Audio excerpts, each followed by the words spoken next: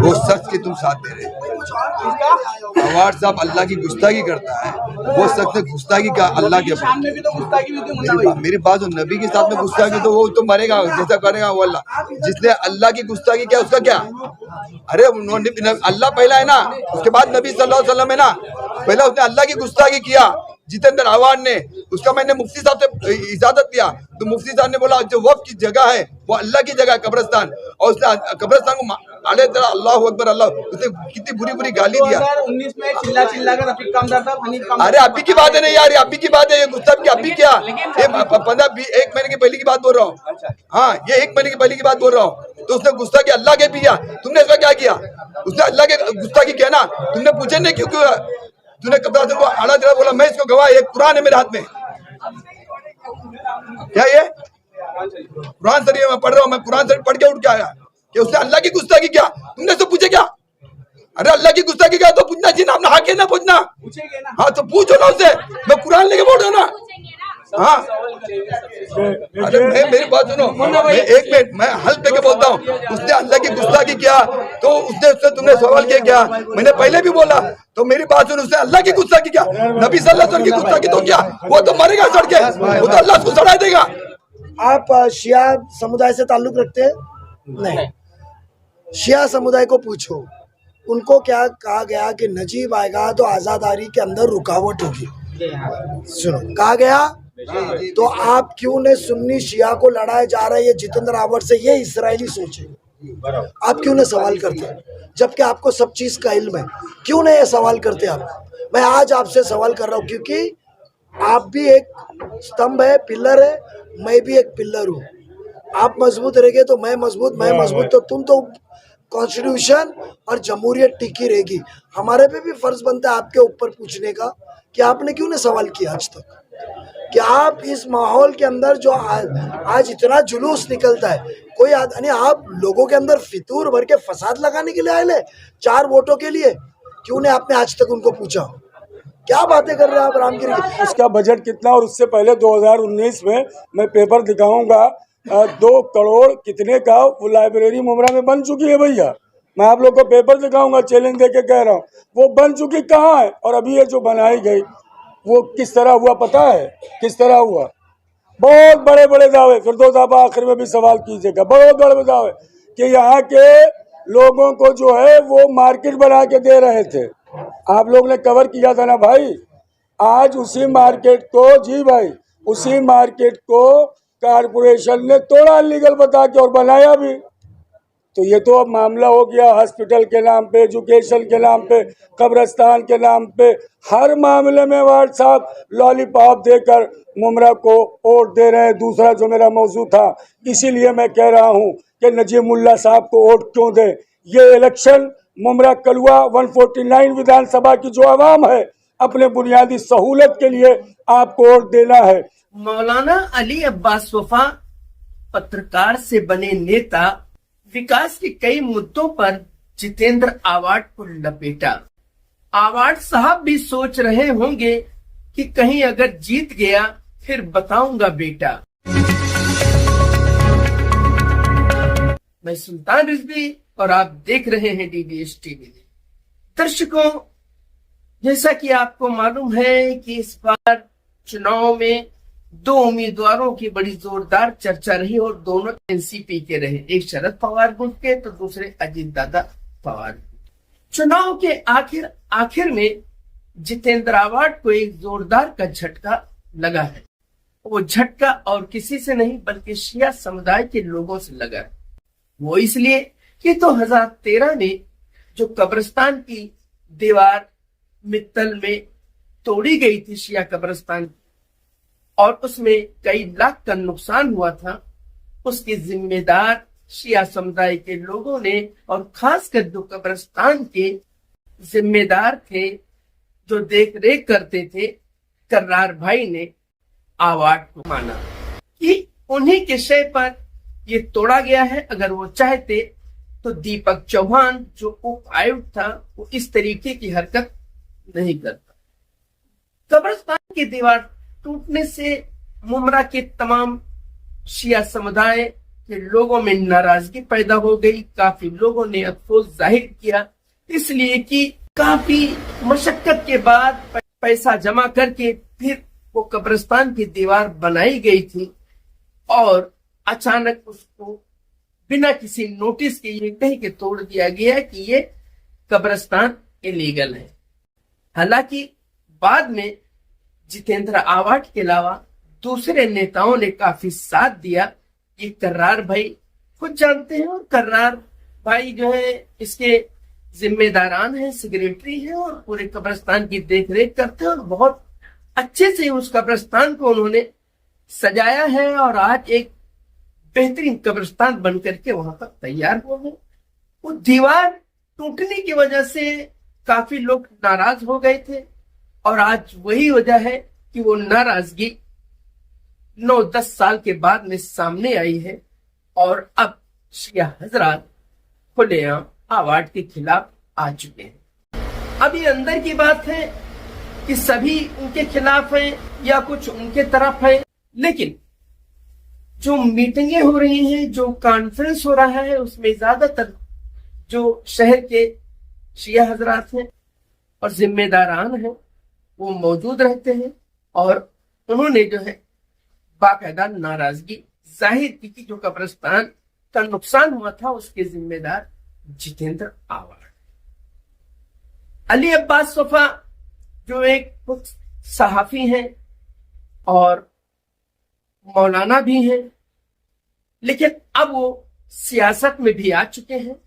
उनको खासकर एनसीपी अजीत दादा पवार गुट में एक बड़ा ओहदा दिया गया है प्रदेश स्तर पर अल्पसंख्यक विभाग में, और उसी हैसियत से उन्होंने साहिल होटल के ऊपर कॉन्फ्रेंस रूम में एक प्रेस परिषद किया।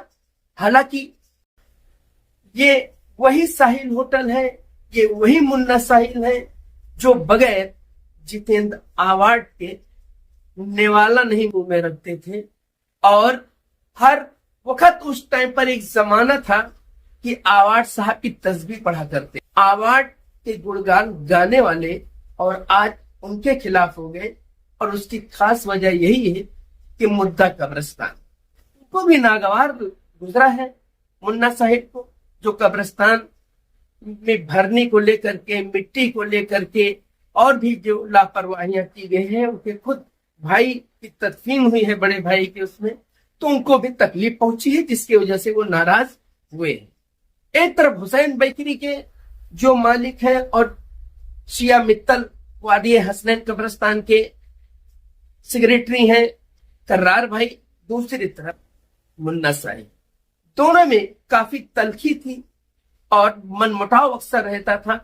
लेकिन आज जो है दोनों में दोस्ती है और दोनों ने एक दूसरे का हाथ इसलिए बढ़ा लिया है साथ में कि मुद्दा कब्रिस्तान का है। उनका भी दिल दुखा था कब्रिस्तान का नुकसान होने से और मुन्ना साहिल का भी दिल दुखा था कब्रिस्तान की वजह से कि जिस तरीके से लापरवाही की गई है, भ्रष्टाचार किया गया है, ऐसा आरोप लगाया जा रहा है। इसमें कितनी सच्चाई है ये तो जांच का विषय है, लेकिन अब मुन्ना साहिब और कर्रार भाई साथ बैठे नजर आते हैं। और वहीं जो अली अब्बास सफा हैं, सहाफी हैं और काफी बड़े चैनलों में काम कर चुके हैं, अच्छी महारत रखते हैं और कौम के लिए काफी मेहनत करते हैं अली अब्बास सफा, इसमें कोई शक नहीं कि ये शख्स ऐसा है कि अगर अपने कौम की बात आ जाए, समाज की बात आ जाए तो दूर नहीं रहते हैं, जी जान दे देते।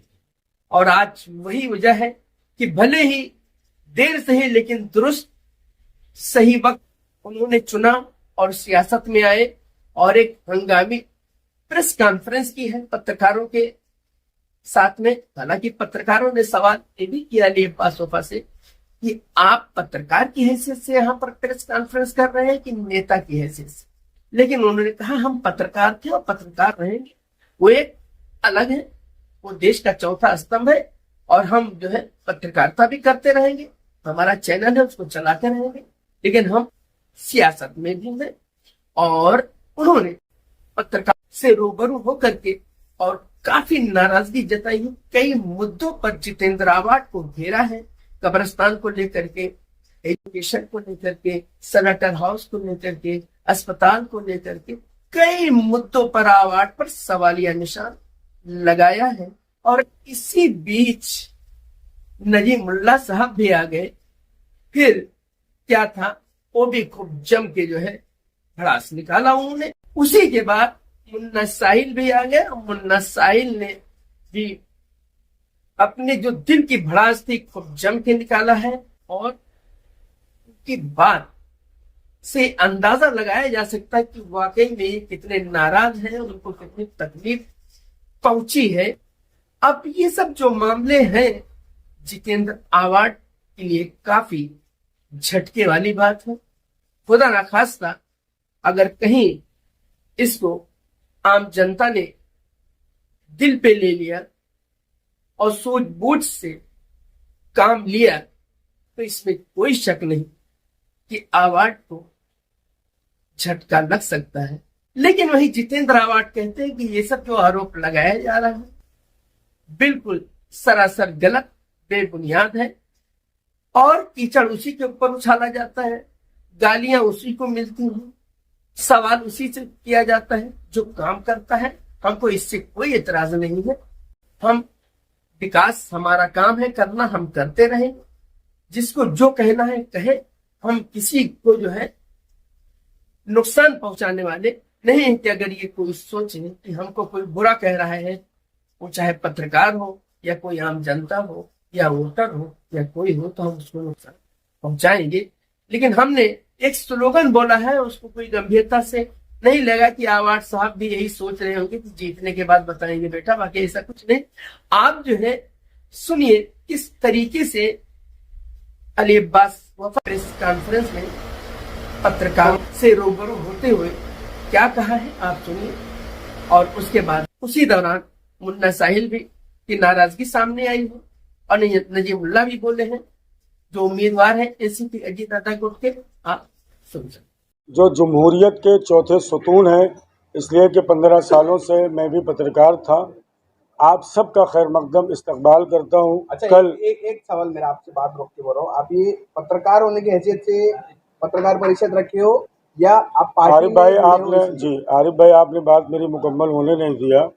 मैसेज अगर आपने मेरा प्रेस कॉन्फ्रेंस का देखा हो तो यही कह रहा था कि कल तक मैं आप लोगों का साथी था, भाई था, पत्रकार था और इंशाअल्लाह ये सिलसिला जारी रहेगा। कल ऑल इंडिया जनरल सेक्रेटरी राष्ट्रवादी कांग्रेस पार्टी माइनॉरिटी डिपार्टमेंट का मुझे बनाया गया।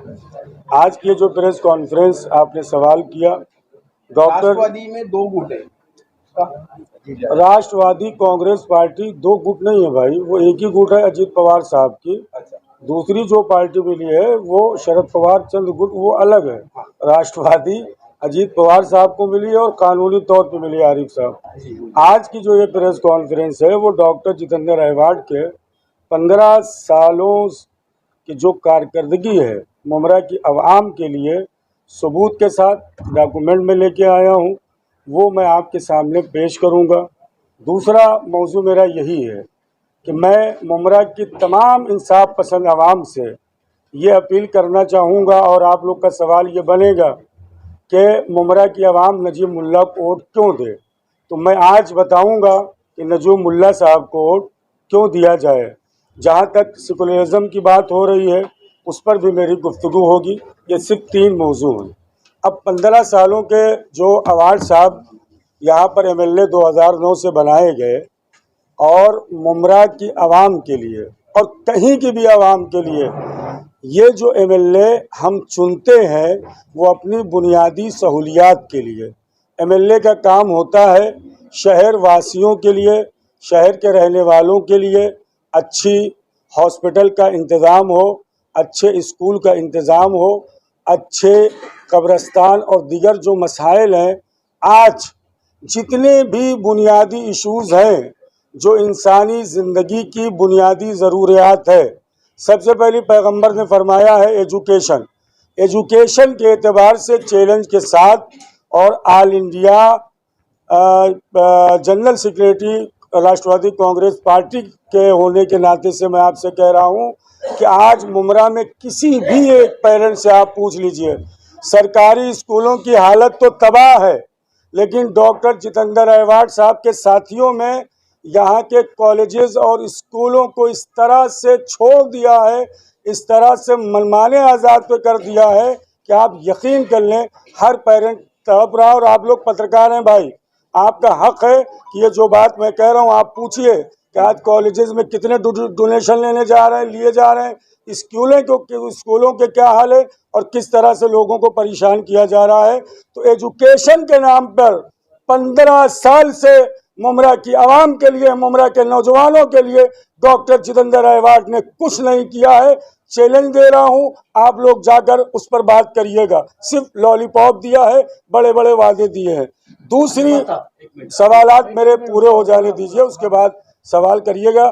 मैंने कहा कि मेरे जो पॉइंट्स है वो पूरे हो जाए, मैं सारी बातों का जवाब दूंगा। तीसरी जो इंसानी ज़रूरियत है, आरिफ साहब और तमाम पत्रकार भाई हमारे साजिद साहब और दिगर बरादर जो हैं, वो हॉस्पिटल की है। 2009 में आरिफ साहब जब डॉक्टर जितेंद्र अहवाट चुन के आए हैं, एएमएम वैली का जो हॉस्पिटल है, तब से वो तामीर हो रहा है। आप लोग ने न जाने कितनी बार खबरें चलाई हैं, 3 मंजिले का हॉस्पिटल, 1 मंजिले पे कई बार उसकी ओपनिंग हो चुकी। डॉक्टर जितेंद्र अहवाट उनके साथियों ने उसकी क्रेडिट भी ले लिया, लेकिन आज भी बुनियादी सहूलतों से एमएम वैली कब्रिस्तान महरूम है। थोड़ी बहुत सहूलियात है। और अब ये देख लीजिए, ये डॉक्टर जितेंद्र अहवाट साहब जो क्रेडिट ले रहे थे, किसी तरह का कोई रोल एमएम वैली हॉस्पिटल में डॉक्टर जितेंद्र अहवाट का नहीं। इसलिए शोर था ना कि प्राइवेटेशन ये हाई कोर्ट का जजमेंट मेरे पास है। अभी आप हजरात इसको एक एक पेज ले लीजिए। हाई कोर्ट के जजमेंट के बाद मुमरा की आवाम के लिए एमएम वैली जो हॉस्पिटल है उसको कहा गया है कि यहाँ पर फ्री इलाज हो, और अभी भी बुनियादी सहूलत नहीं है। जबकि डॉक्टर जितेंद्र अहवाट साहब और उनके साथी कई बार रिबन काट चुके हैं पत्रकार साथियों। ये पेपर मैं आपको दिखा रहा हूँ। अब दूसरी बात आप आ जाइए कि जितने भी वादे 2019 में डॉक्टर जितेंद्र अहवाट साहब ने किया था, मैं पूछना चाहता हूँ मुमरा की आवाम से, कहाँ गया हज हाउस? मैं पूछना चाहता हूँ मुमरा की आवाम से, कहाँ गया माइनॉरिटी डिपार्टमेंट? मैं पूछना चाहता हूँ डॉक्टर जितेंद्र अहवाट साहब उनके साथियों से, कहाँ गया मुमरा का सलाटर हाउस जो पास हो चुका है? आज न जाने कितने मुमरा के नौजवान रोजगार पे लगते। यहाँ पर बीजेपी कहकर आप नजीब मुल्ला की मुखालिफत कर रहे हैं। ये इलेक्शन मुमरा की आवाम की सहूलियात के लिए है या नफरत फैलाने के लिए है? कहाँ गए डॉक्टर जितेंद्र अहवाट? सलाटर हाउस कहाँ गया? अब आ जाइए आरिफ भाई, मैं ज़्यादा वक्त आप लोग का नहीं लेना चाहता हूँ। कब्रिस्तान जहाँ हर इंसान को जाना है। इंसानी ज़िंदगी में कोई बंगले में रहता है गरीब, झोपड़े में रहता है, कोई बिल्डिंग में रहता है, गुजार लेता है अमीरी गरीबी के साथ। मरने के बाद करोड़पति भी और एक गरीब भी 6 गज ज़मीन में जाता है। किस तरह से सियासत हुई है एमएम वैली कब्रिस्तान पर। और सुनिए, सारे आप लोग मीडिया बरादरान हैं, कुछ बताने की ज़रूरत नहीं है, लेकिन आज तक आरिफ भाई एमएम वैली कब्रिस्तान किसी भी फ़िरक़े को इलाट नहीं कराई गई। एमआईएम के सैफ पठान अभी धरने पे बैठे थे, मैं खुद वहाँ मौजूद था। बालू पीचड़ साहब और उनके कुछ अधिकारी साथ में मौजूद थे। 2019 से पत्रकार भाइयों वहाँ पर तदफीन का सिलसिला चालू है। 2023 का पेपर वो भी कारपोरेशन के नाम 7/12 का दिखा रहे थे। तो क्या 2023 तक मुमरा की आवाम ने, जिन्होंने अपने भाइयों को वहाँ दफन किया, अपने पेरेंट्स को दफन किया, अपने बच्चों को दफन किया, क्या वो अनलीगल ज़मीन पर डॉक्टर जितेंद्र अहवाट साहब, क्या मुमरा के मुसलमानों के ईमान और जज्बात से आप खेलेंगे? अब उसके बाद सुन लीजिए आरिफ साहब, ये पेपर लेके आया हूँ। 2019 में एमएम वैली कब्रिस्तान का अलॉटमेंट हुआ था। 5 एकड़ कब्रिस्तान, 3 एकड़ 4 कुंटा सुन्नी मुस्लिम करता, 1 एकड़ शिया इस्ना अशरी करता, 20 कुंटा सुन्नी शिया बिल्लोची और क्या बोलते हैं खोजा करता, 15 जो है वो क्रिश्चियन और 7 जो है शमशान भूमि। सारे पेपर मैं आप लोगों को दूंगा, सुनेंगे। डॉक्टर 15 एक 15 लाख पूरे महाराष्ट्र में शिया रहते हैं आरिफ भाई, चैलेंज के साथ कह रहा हूँ। और 80 से 90 हजार शहर मुमरा में शिया रहते हैं। डॉक्टर जितेंद्र अहवाड 15 सालों से विधायक हैं, इसलिए आज आप लोगों के सामने पत्रकार भाई बनकर नहीं, एक नेता बनकर बात कर रहा हूँ। डॉक्टर जितेंद्र अहवाड को नहीं मालूम था कि मुमरा में कितने शिया रहते हैं। मुमरा में खोजा अलग है या शिया अलग है, मजाक हुआ है। सुनिए आप लोग, प्रूफ के साथ सारी बातें बताऊंगा। सुन्नी कब्रिस्तान का जो हाल है आप लोगों को पता है मेरे बरादरान। अब शियों का सुन लीजिए। 1 एकड़ जो शिया इस्ना शरीफ सादात हैं उसमें खान पठान सब आते हैं। हमारे यहाँ कोई तफरीक नहीं, असल मज़हब हमारा है। जो भी उसमें आते वो 1 एकड़ कब्रिस्तान भाई जब कारपोरेशन ने दिया, बाउंड्री कारपोरेशन ने मारा, मिट्टी भरनी कारपोरेशन ने किया। हिंदुस्तानी रिपोर्टर पे आरिफ भाई खबर चली है, आप लोग देखिएगा। 10 लाख रुपया KSI जमात ने कारपोरेशन में जमा किया और वो 1 एकड़ कब्रिस्तान जो शिया इस्ना अशरी की थी उसको डॉक्टर जितेंद्र अहवाड साहब ने KSI के नाम, वो भी पेपर मेरे पास है, अलॉट भी करवा दिया, रजिस्ट्रेशन भी करा दिया। जब मुझे RTI बरादर हनीफ कामदार साहब के ज़रिए से मिली और उसके बाद खुदा सलामत रखे बरादर सैयद अली अशरफ भाई को, तो उन्होंने बहुत साथ दिया, अल्लाह उन्हें तोले उम्र अता फरमाए। आज वो 1 एकड़ कब्रिस्तान हमें मिली। उन्होंने, यकीन करो आरिफ, ये माहौल हो गया था कि डॉक्टर जितेंद्र अहवाड और उनके गुर्गे और एक जो अधिकारी उनका गोसावी साहब था जो डीएम बना हुआ था, उसकी वजह से हमारे यानी शिया इस्ना अशरी और जो हमारे बिरादरान खोजा चाहने वाले शिया इस्ना अशरी हैं उनमें कितने सालों इख्तलाफ कराया। लेकिन आज अल्लाह का शुक्र है, मालूम है, और आज भी चैलेंज के साथ कह रहा हूँ, किसी को पेपर नहीं दिया गया। बस आखिरी बात, मैं अपनी बात ख़त्म कर रहा हूँ इसलिए कि मैं जानता हूँ कि आप लोगों के पास टाइम नहीं है। ये सारे डॉक्यूमेंट मेरे पास हैं।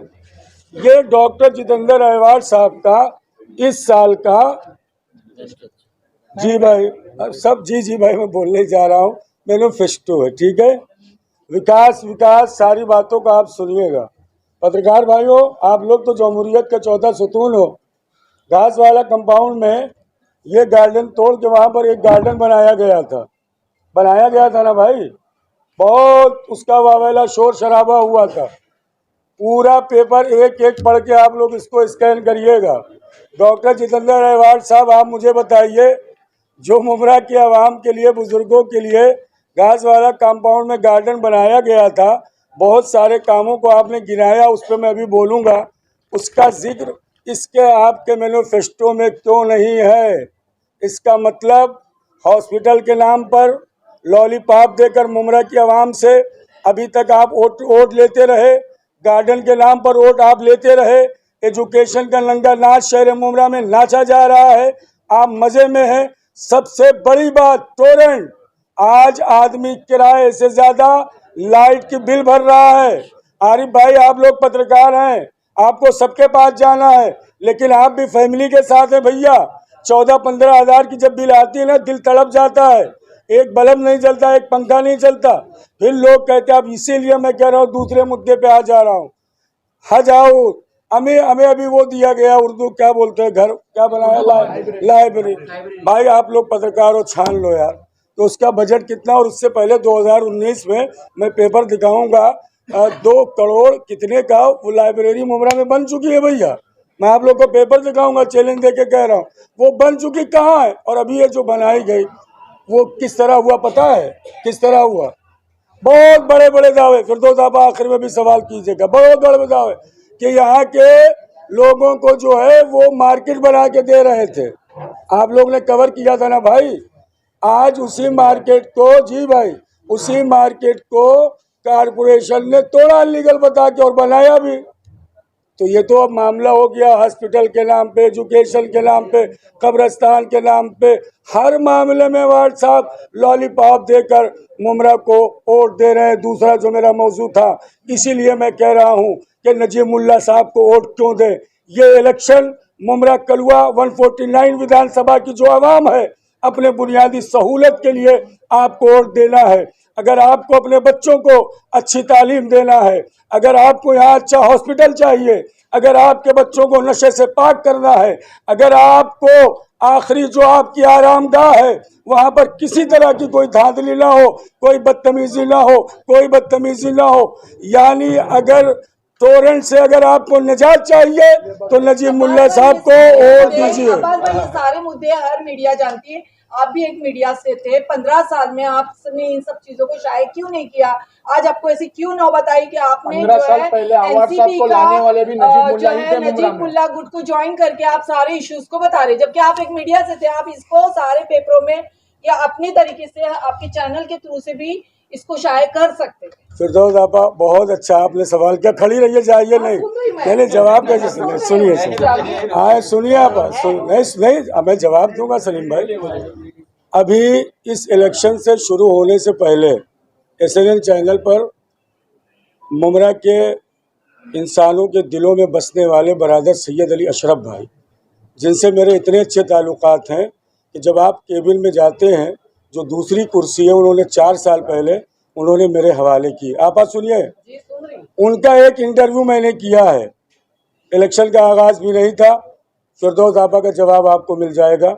आज जितने सवालात मैंने यहाँ उठाए हैं वही अपने अजीज दोस्त सैयद अली अशरफ साहब से उठाए थे, और उसमें आखिर में मैंने बोला है आपा कि आज पहली बार ऐसा हुआ है कि सैयद अली अशरफ भाई ने इत्मीनान बख्श जवाब नहीं दिया।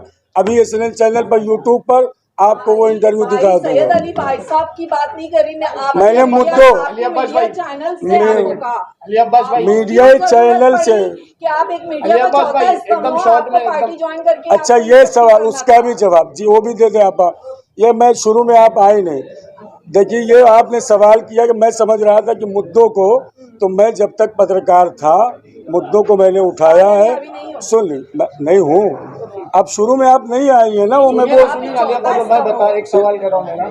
2009 में जितेंद्र अवार्ड को नजीब मुल्ला ने यहाँ पे लाया था, पहली बार विधायकी जिताया था, उसके बाद से अभी तक 4थी बार का टर्म चालू होने वाला है। तो नजीब भाई का भी उतना ही हाथ है जितना जितेंद्र अवार्ड का था 15 साल में।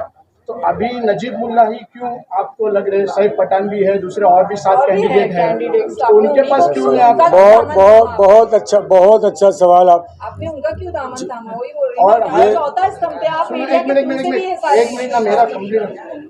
हर सभा में हर चौक पे नजीब मुल्ला का यही कहना था कि 2009 में मैंने राजन किन्नी के साथ में गलत किया था, मैं कान पकड़ता हूँ और इनको लेकर आया था, तो वापस से बड़ी गलती करने नहीं जा रहे, ऐसा नहीं लगता आपको?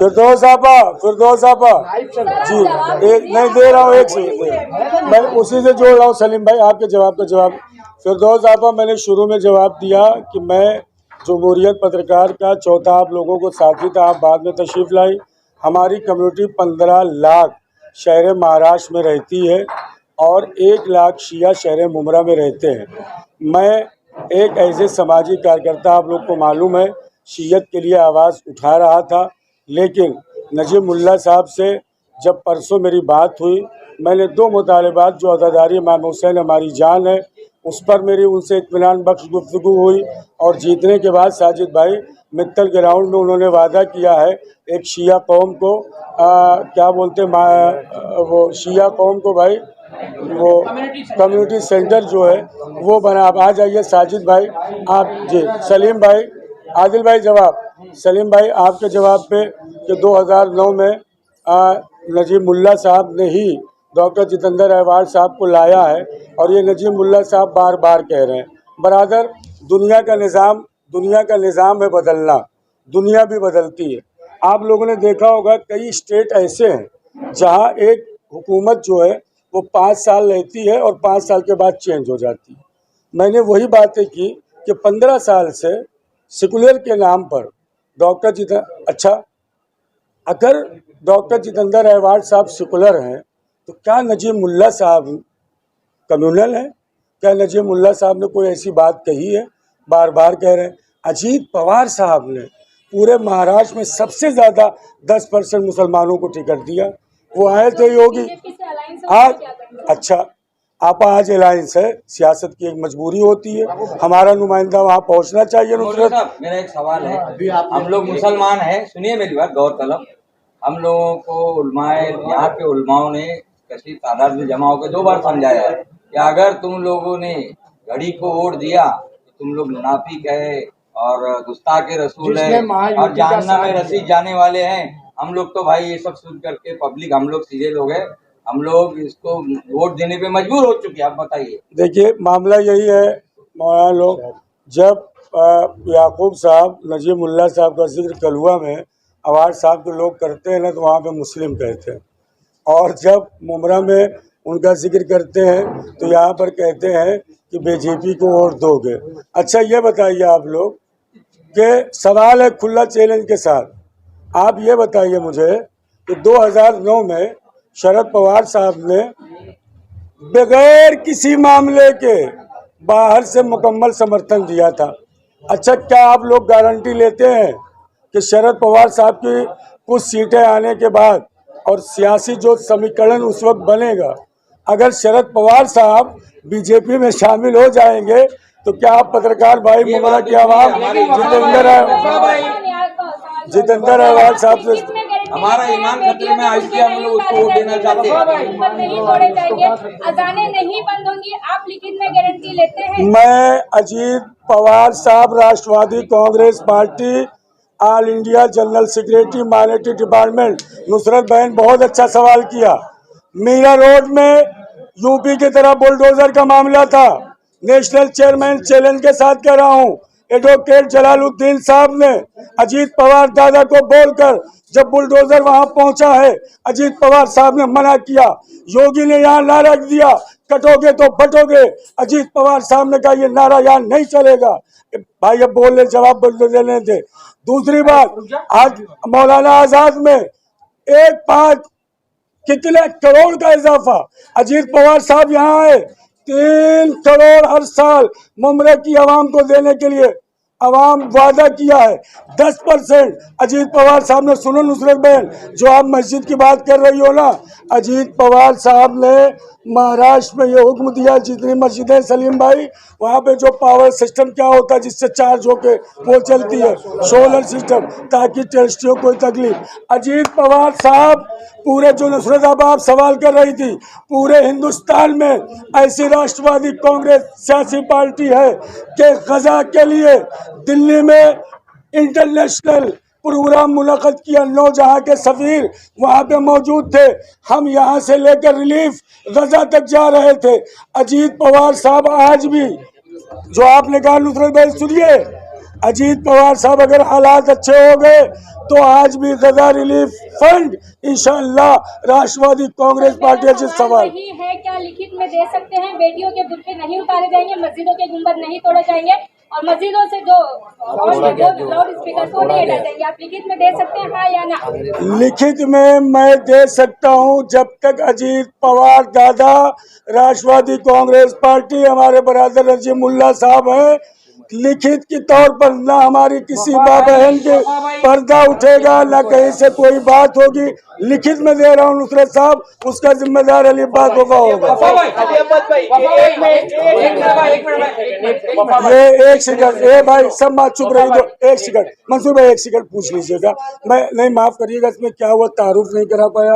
ये देखिए हमारे आफ्ताब साहब है, हमारे जफर भाई जो है हमारी पार्टी, नहीं 1 सेकंड नुसरत, नहीं नुसरत अब्बा मेहमान हमारे, ये हमारे कर्रार भाई शिया नेशनल वेलफेयर जो कल प्रोग्राम कराया था वो कर्रार भाई ने कराया था। ये हमारे शब्बीर चाचा है बोरी शिया जमात से, जो इंशाअल्लाह यहाँ पर हिमायत का ऐलान करने आए हैं। ये हमारे दोस्त रफीक भाई अरशद, ये हमारे साथ इस पार्टी में कल शामिल हुए हमारे बरादर शोर। अब जो सवाल करना है बिस्मिल्लाह।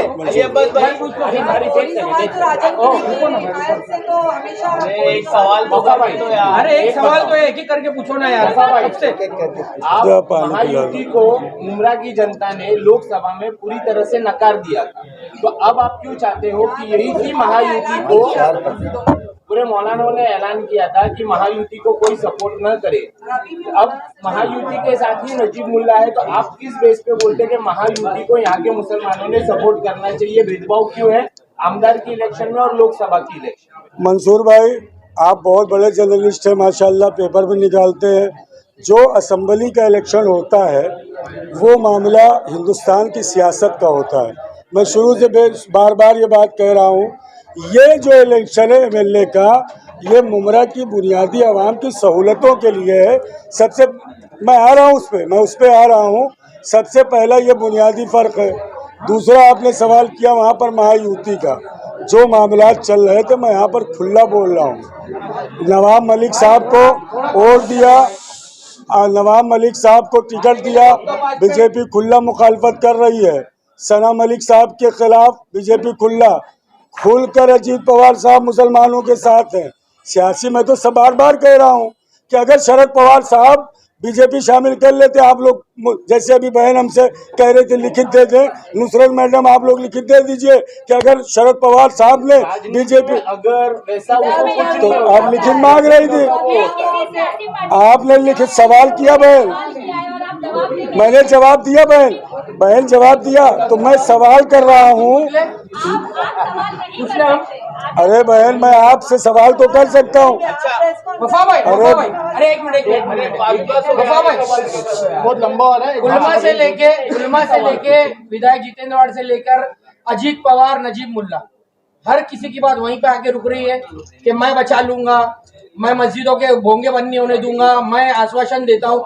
तो क्या मुस्लिम समाज को, चाहे किसी भी फिरके के हो, विधायक जितेंद्र वाड़ की, नजीब मुल्ला की, पवार साहब की जरूरत है?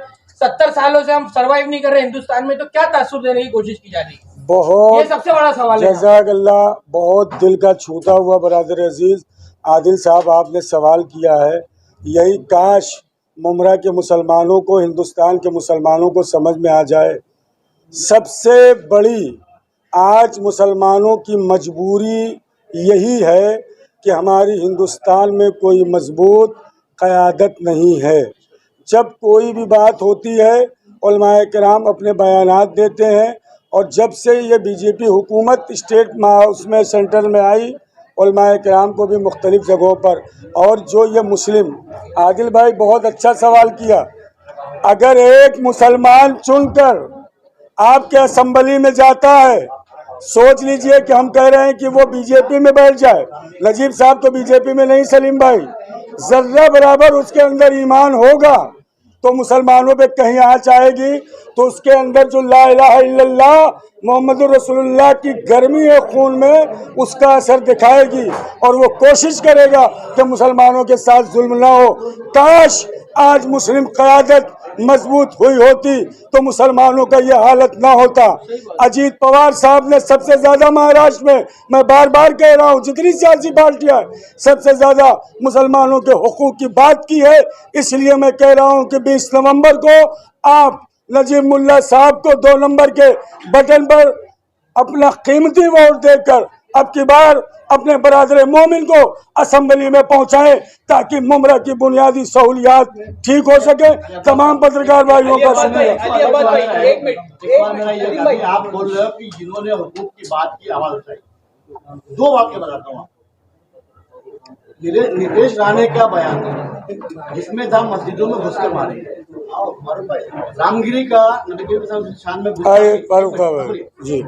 में गुस्ताखी, इन दोनों बातों में जब हुई है तो आपकी सरकार में आप हैं, क्या कार्रवाई किया जी, कहाँ तक बयान आया, असेंबली में आवाज उठी, का जवाब तो देंगे, इसका जवाब क्या हुआ भाई? अरे कोई सवाल करेंगे नहीं, हम लोग आपके जवाब देते रहेंगे। देना जवाब दीजिए, वापस करो ना, हमारे पार्टी का सदस्य है क्या भाई? एक मिनट, रामगिरी हमारे पार्टी का, आइए भाई, गुनाह किसने दाखिल किया? भाई आ गए, खुद जवाब देंगे।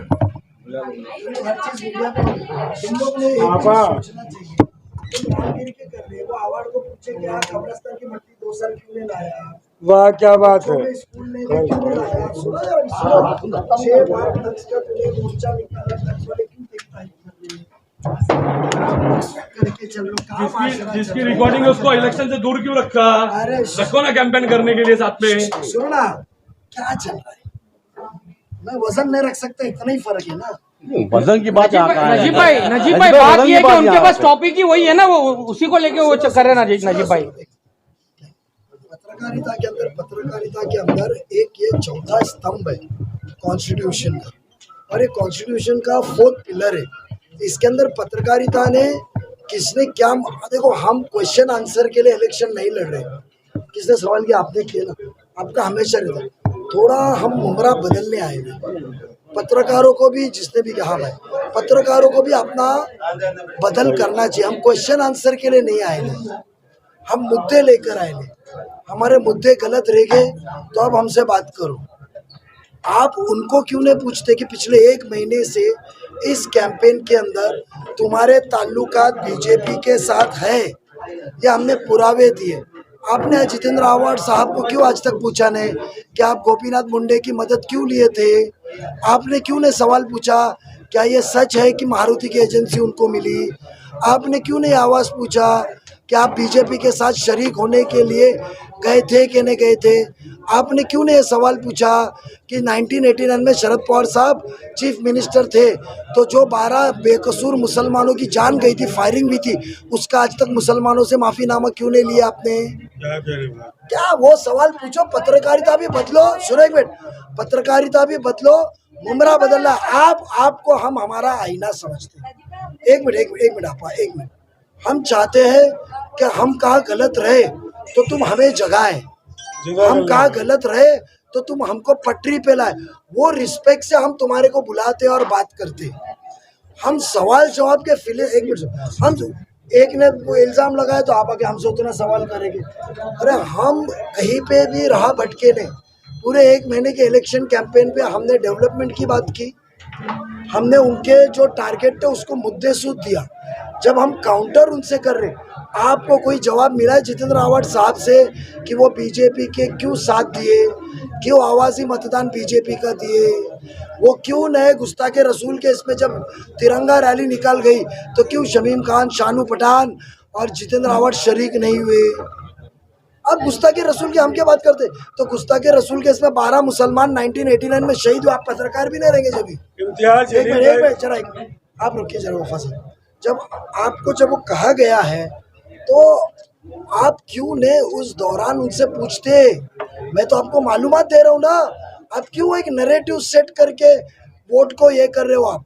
आपको वोट करना है तो आज गुस्ताखे रसूल याद आई आपको? मैं 1989 की बात कर रहा हूँ। नहीं, 1989 की आप बात कर रहे हो तो उनके ऊपर ये इल्जाम लगाया जाता था कि वो इजराइल के अलाकार है, इजराइल बार बार जाते हैं। इस पे आपका क्या बोलना? सुनो, मैंने इल्जाम लगाया नहीं, मुमरा की एक बार सुनो, जिस चीज का इल्जाम है तो उसका मैंने इल्जाम लगाया तो मुझसे पूछो, मैं पुरावे के साथ दूंगा। मैंने इल्जाम लगाया, रास्ते पे चलते हुए किसी ने या स्टेज पे से किसी के जो शख्स ने इल्जाम लगाया उससे पूछो।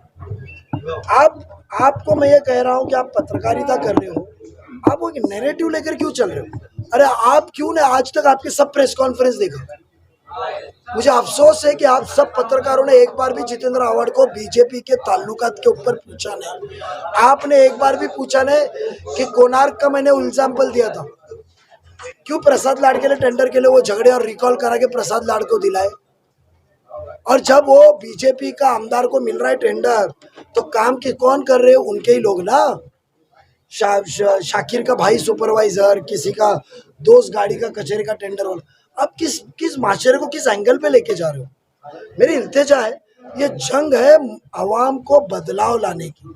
एक आमदार को नहीं, हमने तो कहा था कि तुम आमदार दो, हम विड्रॉ करते। आपने वो सवाल पूछा, नहीं पूछा तो प्लीज 2 दिन बचा, आपको काउंटर करना है हमारे लिए। हम आवाम के लिए लड़ रहे।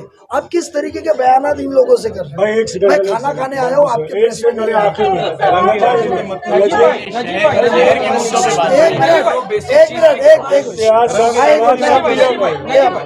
एक मिनट, आप शिया समुदाय से ताल्लुक रखते हैं?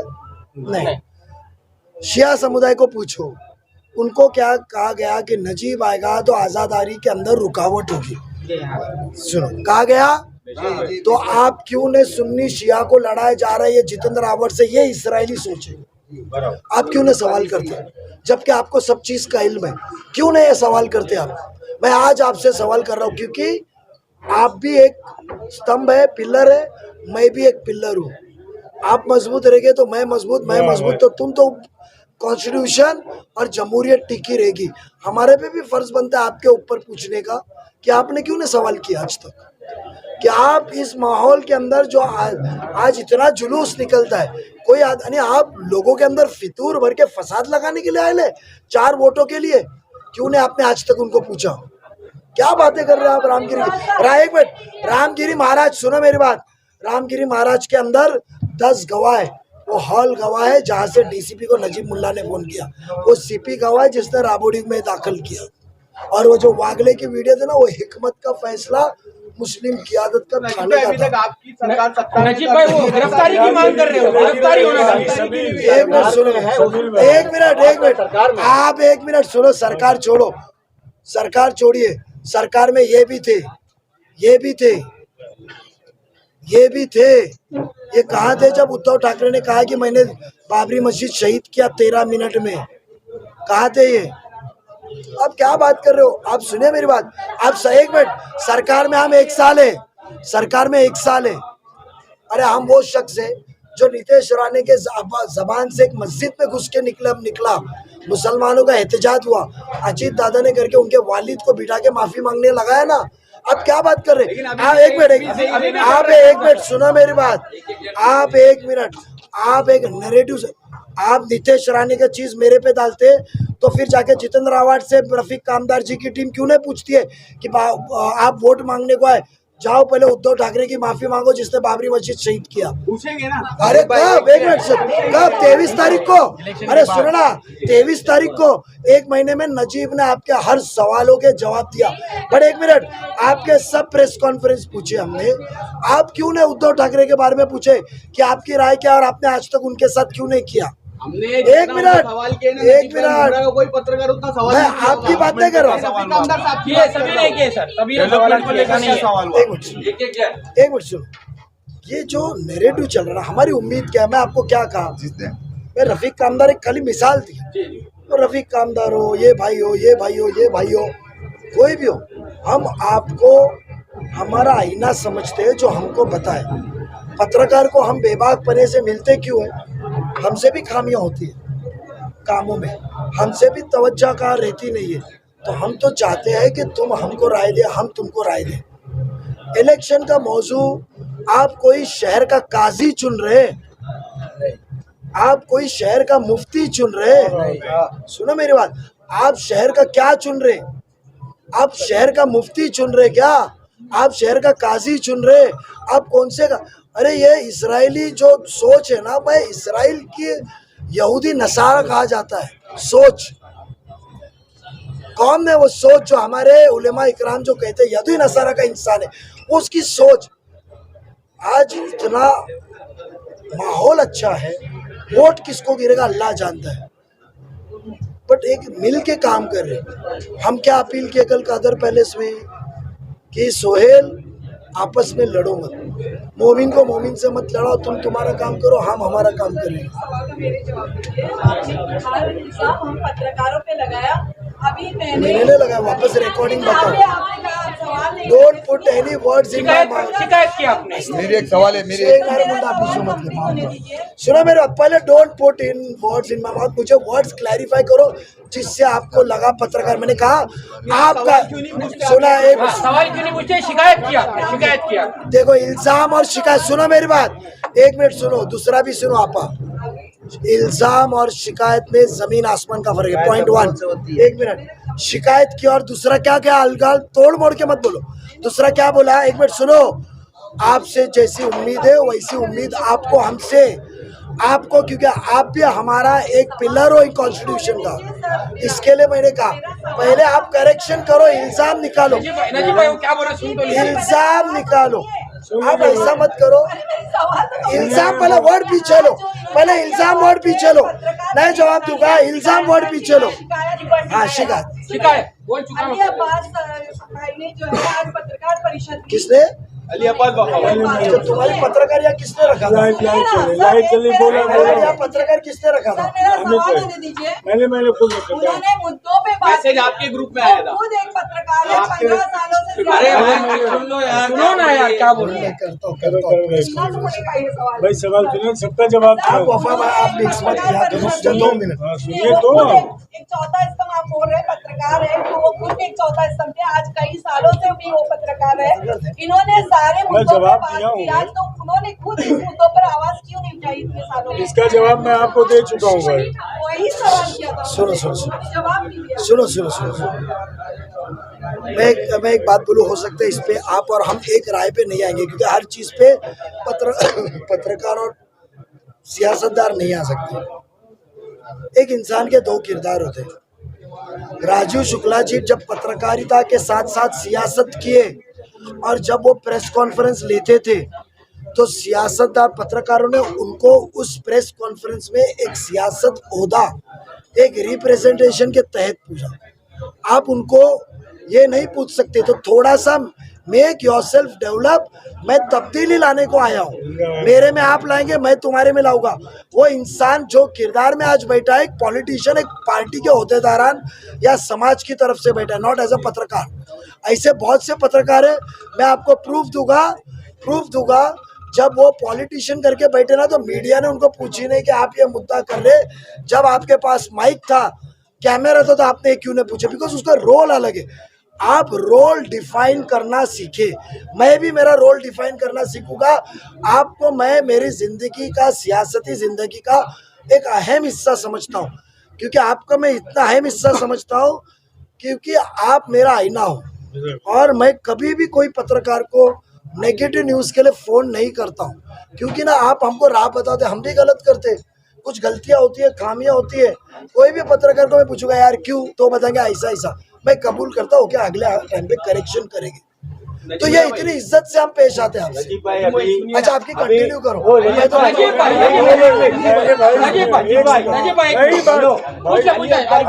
एक आरोप लग रहा है, एक हफ्ते पहले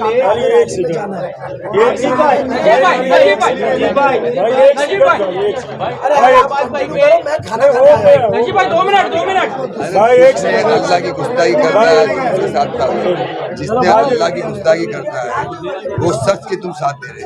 अवार्ड साहब अल्लाह की गुस्ताखी करता है, वो शख्स ने गुस्ताखी का अल्लाह के मेरी बात हो, नबी के साथ में गुस्ताखी तो वो तो मरेगा, जैसा करेगा वो अल्लाह।